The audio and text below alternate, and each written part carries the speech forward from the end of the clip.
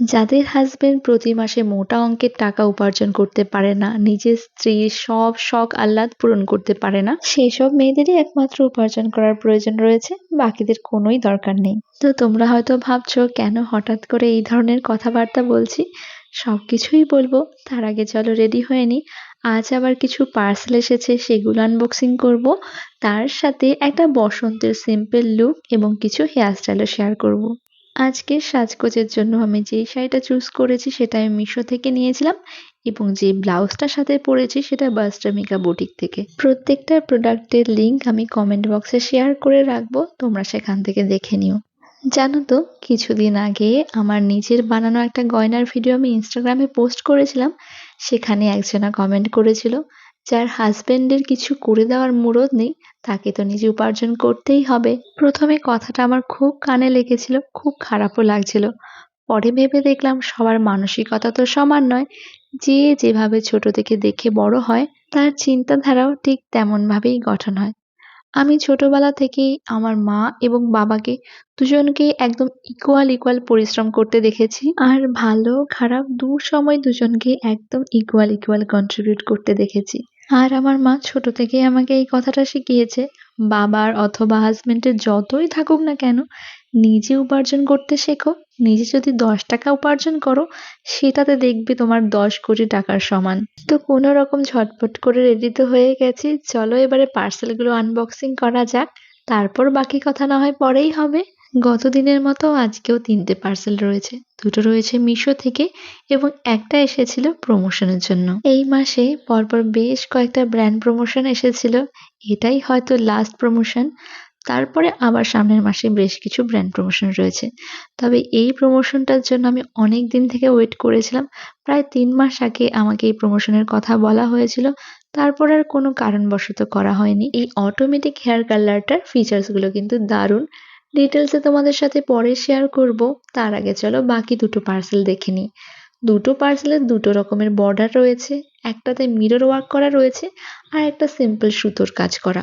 তো সব পার্সেলগুলো তো ওপেন করা হয়ে গেছে। তার মাঝে আমি আবার একটু হেয়ার কালারটা অন করে ট্রাই করে নিলাম যে এটা কিভাবে কাজ করে। দেখলাম বেশ ভালো সুন্দর কাজ করছে। যাই হোক, এবারে আরো একটা পিআর প্যাকেজ তোমাদের সাথে শেয়ার করব। তার সাথে বাকি কথাটাও শেয়ার করব। এই পিআর প্যাকেজটা আমাকে insta page handcrafted elegance by Rifa থেকে পাঠানো হয়েছিল। কিছু হেয়ার অ্যাক্সেসরিজ রয়েছে, তো এগুলো দিয়ে কয়েকটা সিম্পল হেয়ারস্টাইল তোমাদের সাথে শেয়ার করব।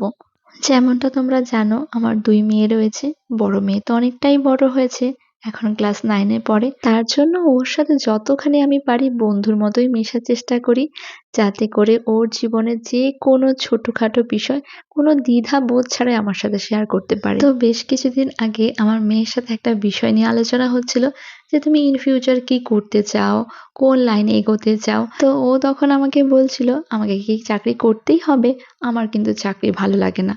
তো আমি তখন ওকে বললাম, তুমি চাকরি ভালোবাসো না ঠিক আছে, কিন্তু কিছু না কিছু তো তোমাকে করতেই হবে। সে কাজ ছোট হোক বা বড়, যে কোনো একটা উপার্জনের রাস্তা কিন্তু তোমাকে বেছে নিতেই হবে। আর এই কথাটা কখনোই মাথায় রেখো না যে বর ভালো টাকা ইনকাম করছে বলে আমার আর কোনো কাজ করার দরকার নেই। সংসারের সমস্ত ব্যয়ভার বহন করার দায়িত্ব কিন্তু পুরুষদের একার নয়, মহিলাদেরও কিন্তু ইকুয়াল হতে হবে। যেহেতু আমরা এখন সবাই বলি ছেলে আর মেয়ে উভয় তো এখন সমান।